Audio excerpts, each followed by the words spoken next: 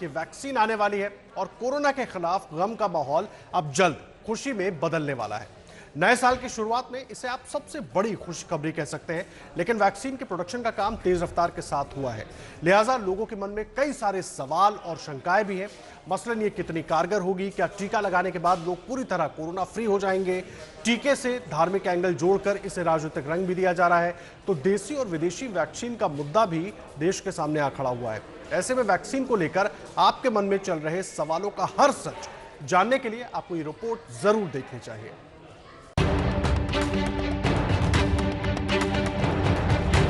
भारत में कोरोना की जिन 2 वैक्सीन को डीसीजीआई यानी ड्रग कंट्रोलर ऑफ इंडिया ने इमरजेंसी इस्तेमाल की मंजूरी दी है, उनमें से एक है भारत बायोटेक की कोवैक्सीन और दूसरी सीरम इंस्टीट्यूट की कोविशील्ड। दोनों वैक्सीन को लेकर सबसे बड़ा और पहला सवाल यही है कि कोरोना की दोनों वैक्सीन कितनी असरदार होगी। 80% के करीब कारगर है। दूसरा सवाल है, क्या 2 डोज के बीच के वक्त में संक्रमण संभव है? हाँ, डोज का कोर्स पूरा होने पर ही पूरी इम्यूनिटी। पहली डोज देते हैं तो कुछ ना कुछ इम्यूनिटी उसके द्वारा भी आती है, पार्शियल इम्यूनिटी वहाँ भी आप अचीव करते हैं, लेकिन कंप्लीट इम्यूनिटी नहीं आती। तो ऐसी स्थिति में अगर आप उस वायरस के संपर्क में आते हैं तो संक्रमण होने की संभावनाएं रहती हैं। और जैसा कि अभी ट्रायल्स में बोला गया है कि जब आप 2 डोजेज ले लेते हैं उसके 14 से 15 दिन के बाद आपको उतनी एंटीबॉडीज बन जाती है कि आप संक्रमण से सुरक्षित रहें।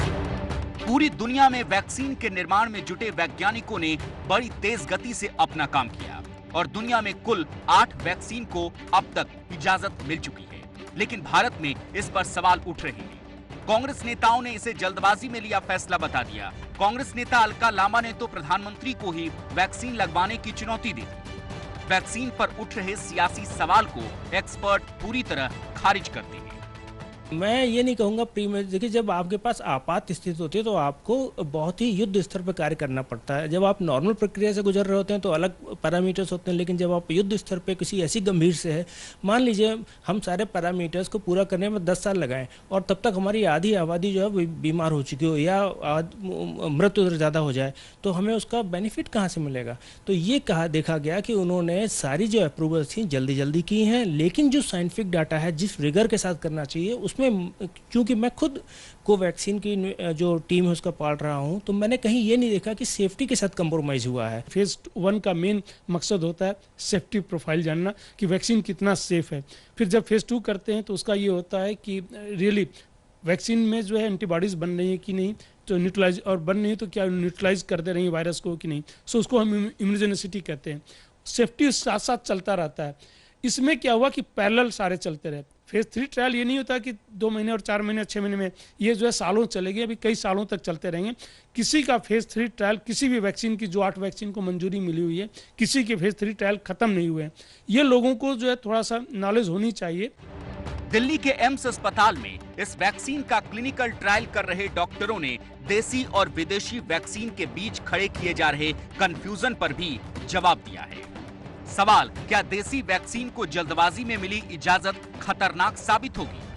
बिल्कुल नहीं चिंता करनी चाहिए और उसको मॉनिटर करेंगे, रेगुलेटरी अथॉरिटी भी मॉनिटर करेंगे। हम लोग भी जो है हम ये जो है भारत बायोटेक और किसी के एम्प्लॉय नहीं है, हम साइंटिस्ट हैं और हम भी उसको मॉनिटर करते रहेंगे। ये हमारी देश की और दुनिया की साख की बात है, तो दुनिया में हमारी साख की बात है, मतलब देश की, तो ऐसा नहीं होने देंगे। अगर कभी भी हमें भी ऑब्जर्व होता है कि वैक्सीन अगर सही नहीं है तो हम खुद ही चाहेंगे कि उसको बंद कर दिया जाए। जब तक इसको जो है फॉलोअप करते रहेंगे और अभी लंबा फॉलोअप चलेगा। वैक्सीन को लेकर उठ रहे जो तमाम सवाल और शंकाएं आपने अभी इस रिपोर्ट में देखी, उन सब पर हर कंफ्यूजन दूर करने के लिए हमारे साथ 2 खास एक्सपर्ट जुड़ रहे हैं। हमारे साथ दिल्ली से एम्स में कम्युनिटी मेडिसिन के डॉक्टर पुनीत मिश्रा और मुंबई से जसलोक हॉस्पिटल के मेडिकल रिसर्च के डायरेक्टर डॉक्टर राजेश पारिक मौजूद हैं इस वक्त। आप दोनों का बहुत बहुत स्वागत है। डॉक्टर पुनीत मिश्रा, चर्चा की शुरुआत मैं आपसे करूंगा। कल से जब से ये खुशखबरी आई कि वैक्सीन को इमरजेंसी यूज का लाइसेंस मिल गया है, उस बात से लगातार विवाद भी आ गए। खास करके कोविशील्ड को लेकर के बात करें तो कोई नहीं, लेकिन कोवैक्सीन को लेकर के बाद एक बयान आने लगे।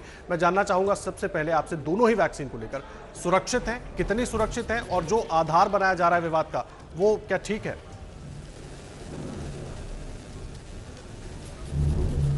देखिए, कोई भी जो वैक्सीन है पूरी सुरक्षा मानकों पे जब खरी उतरती है उसके बाद ही हम उस किसी भी प्रक्रिया को आगे बढ़ाते हैं। इसमें मैं पुनः आपसे कहना चाहूँगा, जब ह्यूमन ट्रायल्स हमारे स्टार्ट होते हैं तो सबसे पहला जो फेज़ होता है उसको हम फेज़ 1 ट्रायल कहते हैं, और फेज़ 1 ट्रायल में हम सिर्फ एक चीज़ पे कंसंट्रेट करते हैं, वो है सेफ्टी। अगर सेफ्टी के मानकों पे वैक्सीन ठीक होती है तभी हम फेज़ 2 में इंटर करते हैं, जिसमें हम इम्यूनोजेनिसिटी को देख रहे होते हैं। तो ये जो वैक्सीन है इसमें साइंटिफिक रिगर में कहीं भी कोई भी कंप्रोमाइज़ नहीं किया गया है। तो सेफ्टी के जो पॉइंट ऑफ व्यू से अगर किसी के कोई कंसर्न है तो मुझे लगता है कि शायद वो लोग मिस इन्फॉर्म्ड हैं, उनको पूरी तथ्यों पर आधारित जानकारी नहीं है। और उन लोगों से मेरा आग्रह ये है कि किसी भी जानकारी के लिए जो ऑथेंटिक सोर्सेज हैं, जो जहाँ से आपको सही तथ्य मालूम चले, चाहे वो ICMR है या मिनिस्ट्री की वेबसाइट है या जो एक्सपर्ट हैं या डॉक्टर्स हैं, उनसे आप बात करें तो आपकी शंका का ज़रूर समाधान होगा।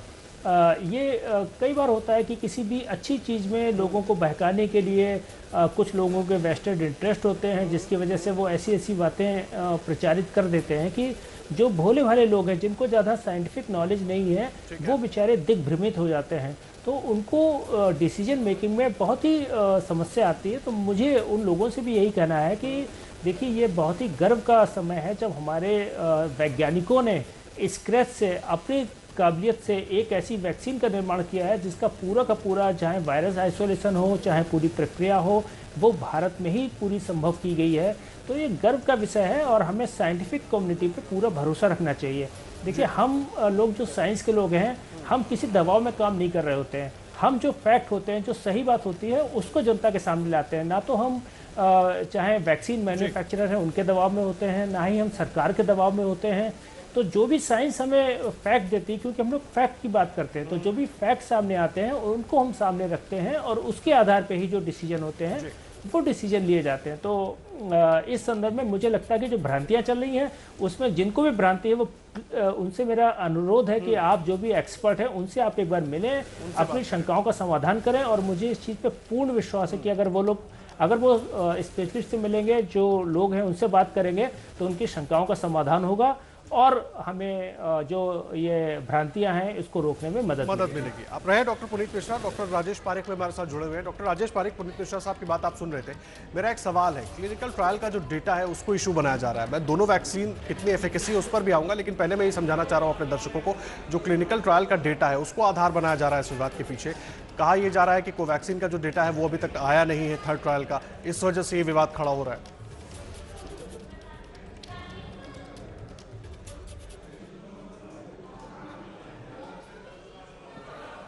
जी, पहले तो मैं जो डॉक्टर मिश्रा बोल रहे हैं उससे सहमत में हूँ, लेकिन देखो, ये गर्व का सवाल नहीं है, ये विज्ञान का सवाल है, ये लोगों के हेल्थ का सवाल है। और जैसे डॉक्टर मिश्रा बोले कि हमको ऑथेंटिक सोर्सेस को देखना चाहिए, लेकिन सवाल क्या आता है कि ऑथेंटिक सोर्सेस पे सब इंफॉर्मेशन आई नहीं है।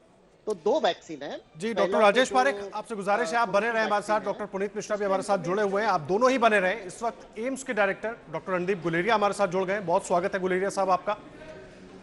और शुरुआत सबसे पहले एक ही सवाल जो सबके मन में है, वैक्सीन आई, बहुत खुशी की बात है और सब के लिए खुशखबरी बड़ी है, लेकिन उसके साथ विवाद भी इतने आ गए कि लोग भ्रमित हो रहे हैं। ये भ्रम कैसे दूर होगा सर? देखिए, हमें ये समझना चाहिए कि दो वैक्सीन्स आई हैं, दोनों वैक्सीन्स पे बड़ी अच्छी ट्रायल्स हुई हैं, एनिमल स्टडीज हुई हैं, फेज 1 ट्रायल हुआ है, फेज 2 ट्रायल हुआ है और एक वैक्सीन का फेज 3 बाहर हो चुका है और दूसरी का फेज 3 का काफ़ी हद तक ट्रायल हो गया है। और अगर हम इनका डेटा देखें और जो इन्होंने रेगुलेटर्स को भी दिखाया है, उसमें सेफ्टी का कोई भी ऐसा सिग्नल नहीं आया कि ये वैक्सीन जो है कोई ये अनसेफ है। और जो भारत बायोटेक की वैक्सीन है वो एक ऐसा प्लेटफॉर्म और वैक्सीन के लिए भी यूज हैं। सेफ्टी पॉइंट घबराना नहीं चाहिए, वैक्सीन बिल्कुल सेफ है और जो उनका डेटा आया है फेज 1 फेज 2 एनिमल स्टडीज में, उस पर हमें पूरा विश्वास करना चाहिए। हमारे रेगुलेटर्स ने बहुत बारीकी से सारे डेटा को देख के ही अप्रूवल दिया है। कोई ऐसा साइंटिस्ट नहीं चाहेगा कि हम ऐसे ही अप्रूवल दे दें बिना ये रीअश्योरेंस के कि ये वैक्सीन जो सब लोगों में लगेगी ये सेफ नहीं है। तो ये जो लोगों में र्यूमर्स फैलाने की कोशिश की जा रही है, ये बिल्कुल गलत है। दोनों वैक्सीन बिल्कुल सेफ हैं और इसका डेटा बड़े डिटेल में जो एक्सपर्ट्स हैं उनको प्रेजेंट किया गया है। कुछ हद तक ये डेटा पब्लिकेशन के लिए भी भेजा गया है, इसलिए हम सब वेट करते हैं कि वो पब्लिश जल्दी से हो, सब लोग उसको देख पाए और अपने आप को सेटिस्फाई कर पाए।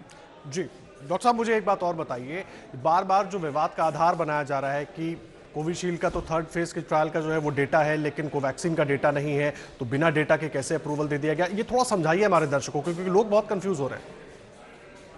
ऐसा नहीं है कि डेटा नहीं है, डेटा जो कोवैक्सीन है उसका भी डेटा है। कोविशील्ड का जो ज़्यादातर डेटा है वो बाहर वाले ट्रायल से है, जो यूके, ब्राज़ील और साउथ अफ्रीका में हुई। इंडिया में तो उन्होंने बहुत लिमिटेड ट्रायल्स किए। भारत बायोशील्ड का डेटा जो है सिर्फ भारत का ही डेटा है, क्योंकि सारी स्टडी जो है भारत में हुई है और अभी उन्होंने 23,000 से ज़्यादा लोगों को इनरोल करके उनको वैक्सीनेट भी किया है। उनका डेटा फेज़ 1, फेज़ 2 में बहुत अच्छा रॉबस्ट है। फेज़ 3 का डेटा जो अभी तक उनके पास है वो बेटर है, लेकिन अभी तक पूरा स्टडी नहीं हुआ, उसको अभी 4 से 6 हफ्ते लगेंगे। इसीलिए अगर आप अप्रूवल भी देखें, दोनों वैक्सीन को अप्रूवल दिया गया है, क्योंकि हम पैंडेमिक की ऐसी स्थिति पे है कि हम चाहते हैं कि हम जल्दी से जल्दी लोगों को वैक्सीनेट करें और इस पैंडेमिक से निकल के आगे बढ़ें। तो जो डेटा उन्होंने दिया है उसके बेसिस पे बहुत पॉजिटिव डेटा है, लेकिन तब भी रेगुलेटर्स ने ये कहा है कि जब भी आप ये अपने वैक्सीन दोगे तो उसको क्लिनिकल ट्रायल मोड में दोगे, यानी कि उसको तब भी हम क्लोजली मॉनिटर करेंगे देखने के लिए कि ये सेफ है और इफेक्टिव है।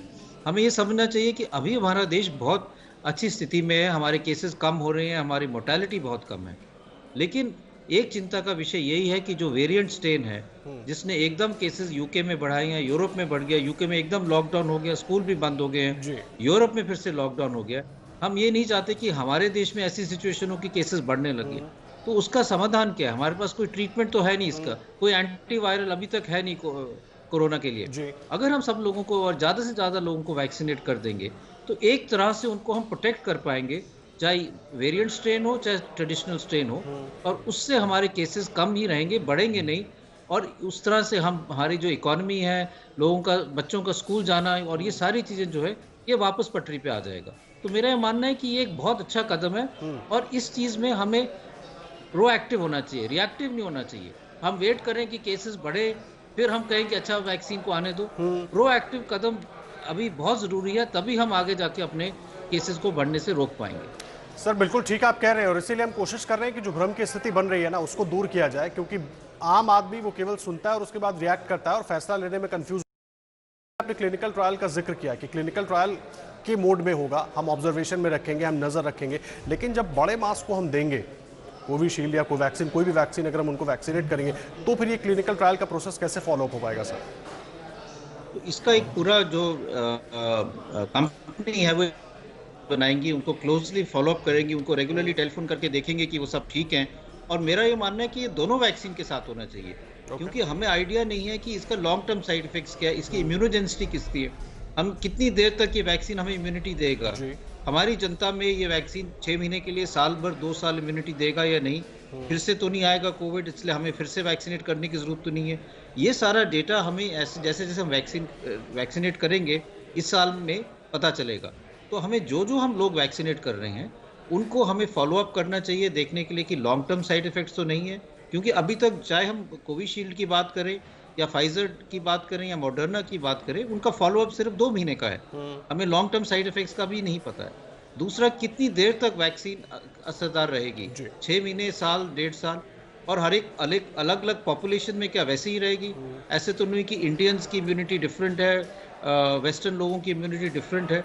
तो ये सारी चीज़ें हमें देखने की ज़रूरत है। तो जैसे जैसे हम लोगों को वैक्सीनेट करेंगे, ये ज़रूरी रहेगा कि हम उनको फॉलो अप भी करें, side effects point of view से भी, और इम्यूनोजेनिसिटी या वैक्सीन कितनी देर तक आपको प्रोटेक्शन देती है, तो ये बहुत ज़रूरी है और ये दोनों वैक्सीन के साथ होना चाहिए। सर बहुत सारे भ्रम फैलाए गए हैं, मैं सारे भ्रम तो गिनाऊंगा नहीं, आप भी उससे वाकिफ हैं, लेकिन मैं चाहूँगा कम से कम हमारे दर्शकों को आप एक बार ज़रूर बताएं और थोड़ा ठीक से बताएं पाए उस भाषा में जिसमें आम दर्शक समझ पाए कि ये जो भ्रम जाल है ना, ये ठीक नहीं है वैक्सीन को लेकर, क्योंकि वैक्सीन हमारे और उनकी बेहतरी के लिए है, और जितना बेहतर हो वैक्सीन लगवाना, जितनी जल्दी सबको मिल पाए वो ज़्यादा बेहतर होगा। मैं तो यही कहूँगा कि ये इन्फोडेमिक या ये जो सोशल मीडिया में ना जाए। आप ये सोचिए कि अगर आप वैक्सीन लगा के अपने ही आपको या अपने ही किसी रिश्तेदार की जान बचा सकते हैं, तो वो सबसे ज़्यादा अच्छा कदम होगा, वो एक सबसे नेक काम होगा। इसलिए वैक्सीन के लगाने से ना डरें, आगे आए। हम सब कर रहे हैं कि हमारी बारी कब आएगी, मैं वेट कर रहा हूँ कि कब मेरी बारी आएगी तो मैं वैक्सीन लगाऊं। और इसलिए ये बहुत ज़रूरी है कि हम सब ऐसा सोचें, क्योंकि तभी हम इस पैंडेमिक से निकल पाएंगे, तभी हम लोगों की जान बचा पाएंगे। ऐसा नहीं होना चाहिए कि वैक्सीन के डर से हम वैक्सीन ना लगाएं और किसी को ऐसा कोविड हो जाए जो आईसीयू में जाना पड़े या वेंटिलेटर पे आ जाए। तब तो हम वापस जा नहीं सकते और कहें कि नहीं, अगर वैक्सीन लगाई होती तो ये बच जाता। इसलिए मैं यही कहूँगा कि आप ऐसी सिचुएशन को ना होने दें, किसी गलत इन्फॉर्मेशन पे ना जाएं और आगे आके वैक्सीन लगाएं। इससे आपकी भी और आपके जो नियर एंड डियर वंस हैं उनकी जान बच सकती है। सर, आम सवाल सबके मन में है, सेफ्टी और एफिकेसी। मैं भ्रम से दूर हट रहा हूं, लेकिन नॉर्मल कोई भी नई वैक्सीन आई है, सबको लग रहा है कि इतनी जल्दी वैक्सीन बनाई गई है। हालांकि दुनिया भर के लोग इसमें लगे हुए हैं, साइंटिस्ट लगे हुए हैं बनाने में, और जाहिर सी बात है प्रोसेस को एक्सपेडाइट किया गया, लेकिन सेफ्टी एफिकेसी को लेकर मन में शंका थोड़ी बहुत जरूर है सर। तो देखो, वैक्सीन जो है, इसका जो प्लेटफॉर्म है सारे वैक्सीन्स का, ये काफ़ी सालों से इस पर रिसर्च चल रही थी, क्योंकि हम ये चाह रहे थे कि हमारे पास वैक्सीन अब बहुत टाइम लगता है, जल्दी से बनाए। तो जब सार्स आउटब्रेक हुआ था तब से लोगों ने रिसर्च शुरू की थी, और जब मर्स कोरोना वायरस, जो एक और कोरोना वायरस मिडिल ईस्ट में है, तब भी ये वैक्सीन प्लेटफॉर्म बनाने की कोशिश की थी। और जब इबोला आया था अफ्रीका में और कई दुनिया में कई देशों में फैला था, तो भी ये रिसर्च चल रही थी कि हम वैक्सीन कैसे बना सकते हैं। तो वैक्सीन की रिसर्च जो है वो कई सालों से चल रही है, ऐसा नहीं है कि पिछले साल से ही शुरू हुई है।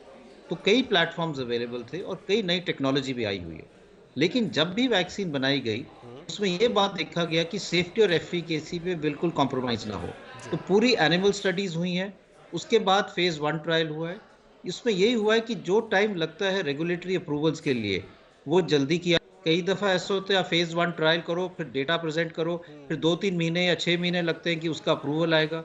तो ये जब जो रेड टेपिज्म है, इसको कम किया गया। दूसरा सारा जो काम है वो सीक्वेंस की जगह पैरेलल में किया गया, कि आपने फेज 1 ट्रायल भी किया, फेज 2 और फेज 3 भी साथ साथ किया। उसमें नुकसान क्या है? नुकसान यह है कि आपने इन्वेस्टमेंट ज़्यादा की, सरकारों ने भी पैसे लगाए, कंपनियों ने भी पैसे लगाए और रिस्क लिया कि अगर ये नहीं चला तो हमारे जो पैसे हैं वो डूब जाएंगे। लेकिन वो रिस्क लेके ही आगे काम हुआ है। और कई लोग, कंपनियों ने तो ये भी किया है कि जो हमारे ये हैं अपने डोजेस जो हैं वो पहले से बनाने लगे। अब हम देखें सीरम इंस्टीट्यूट के 50 to 60 मिलियन डोजेस अभी रेडी हैं, लेकिन उनका डेटा तो अभी आया है। हो सकता है कि अगर रेगुलेटर्स इसको नहीं अप्रूव करते तो उनके डोजेस सारे खराब हो जाते, उनका सारा पैसा जो है वो खराब हो जाता। तो ये सारा रिस्क लोगों ने लिया, इसलिए टाइम कम हुआ है। ऐसा नहीं है कि सेफ्टी या एफिकेसी ने किसी ने कॉम्प्रोमाइज किया। नहीं, ये बात आप बिल्कुल ठीक कह रहे हैं सर, लेकिन बस एक आखिरी सवाल मैं चाहूंगा कि जो भी लोग वैक्सीन लगवा रहे हैं उनके लिए आप क्या सजेशन देना चाहेंगे कि वैक्सीन लगवाएं तो जरूर, और अगर किसी तरह की दिक्कत होती है, आम धारणाएं जो बन रही है? वैक्सीन लगाएं, घबराएं नहीं। 10% से कम के लोगों में थोड़ा बहुत साइड इफेक्ट हो सकता है कि जहां इंजेक्शन लगा वहां पे दर्द हुआ, 1-2 दिन के लिए बुखार हुआ या बॉडी एक्स हुआ, वो आप ना घबराएं, वो अपने आप ठीक हो जाएगा। और दूसरा इशू ये है कि अपने पूरी तरह से कॉन्फिडेंट रहें, अगले डोज के लिए जरूर आएं, क्योंकि वैक्सीन में 2 डोजेस लगने हैं। और आपको आधे घंटे वहां रख के ऑब्जर्व किया जाएगा कि आपको कोई एलर्जिक रिएक्शन तो नहीं है, क्योंकि हर एक दवाई, हर एक इंजेक्शन से कई कुछ लोगों को एलर्जी हो सकती है। तो वो सिर्फ करना है। लेकिन मैं सब लोगों को कहूंगा कि वैक्सीन के लिए जरूर आगे आएं, इससे लोगों की जान भी बचेगी, केसेस भी कम होंगे और हम इस पैंडेमिक से बाहर निकल पाएंगे। जी, बहुत धन्यवाद आपका डॉक्टर गुलेरिया, हमारे साथ जुड़ने के लिए, और जो पूरी भ्रम की स्थिति है ना उसको दूर करने के लिए हमारे दर्शकों के लिए बहुत धन्यवाद आपका। एम्स के ही कम्युनिटी मेडिसिन के डॉक्टर पुनीत मिश्रा हमारे साथ लगातार जुड़े हुए हैं। डॉक्टर पुनीत मिश्रा, मैं आपके पास आ रहा हूँ। डॉक्टर गुलेरिया को आप सुन रहे थे, बहुत सारी बातें उन्होंने बताई। मैं ये जानना चाह रहा हूँ, क्लिनिकल ट्रायल जो एक साथ साइमल्टेनियस चलाने की बात हो रही है, जिसको बार बार विवाद का जड़ बनाया जा रहा है, कैसे होता है ये? आम भाषा में थोड़ा हमारे दर्शकों के लिए समझा दीजिए जल्दी से। जी बिल्कुल, देखिए सबसे पहले जो हम स्टडीज़ करते हैं वो एनिमल की स्टडीज़ होती है। और जब एनिमल्स में ये डाटा, पहले छोटे जानवरों में करते हैं, एनिमल्स में, फिर बड़े में करते हैं, और उसके बाद जब ये डाटा सुरक्षित वहाँ पर मिलता है तो उसके बाद ह्यूमंस की ट्रायल्स का नंबर आता है। और ह्यूमन ट्रायल्स में सबसे पहले जो ट्रायल किया जाता है वो फेज़ 1 ट्रायल किया जाता है। तो फेज़ 1 ट्रायल मैंने बताया कि ये कुछ हेल्दी वॉलंटियर्स में किया जाता है, बहुत स्ट्रिक्ट देख रेख में किया जाता है, क्योंकि इसमें हम केवल एक चीज़ पर नज़र रख रहे होते हैं, वो है सेफ्टी, कि वैक्सीन सेफ होनी चाहिए, कोई नुकसान नहीं होना चाहिए, ये वैक्सीन हो या कोई भी दवाई हो।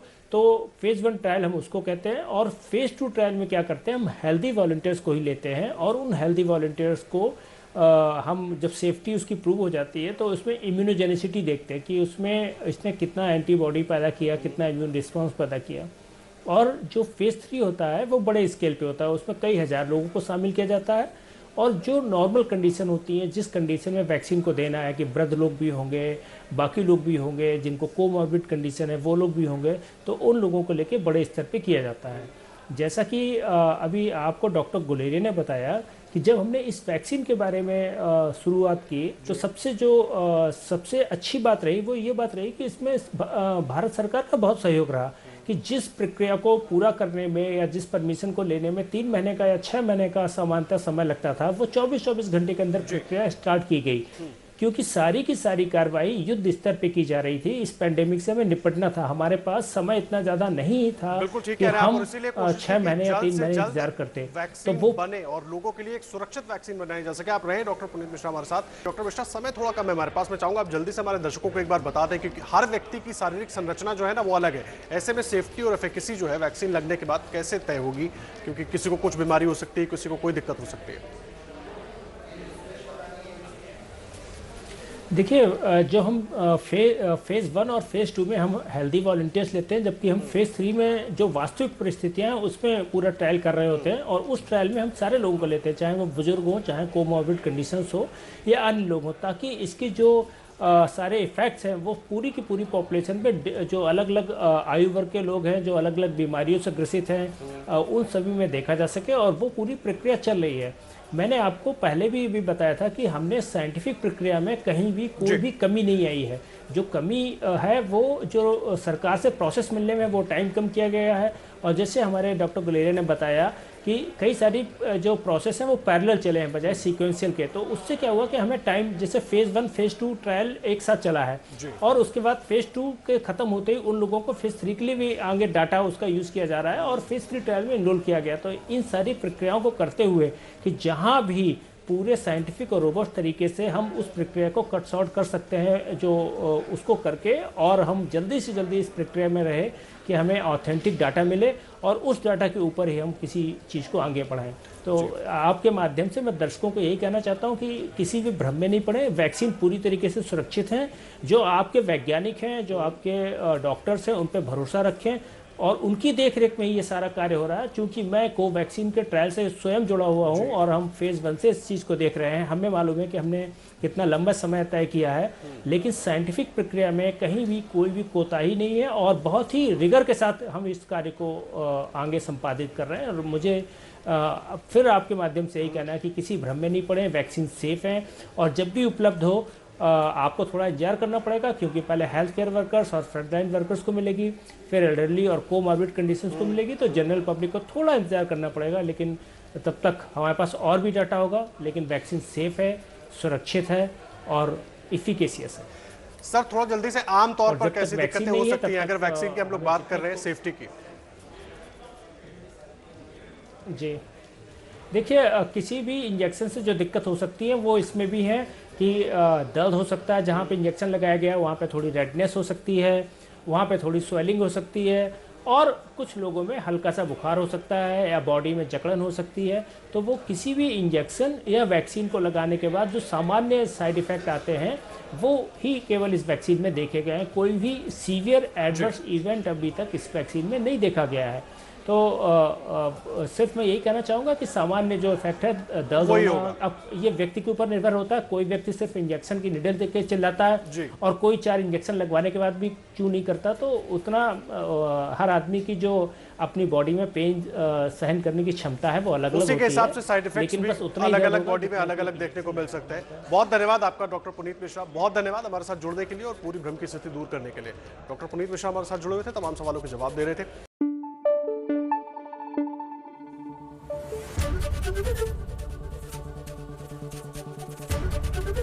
एबीपी न्यूज आपको रखे आगे।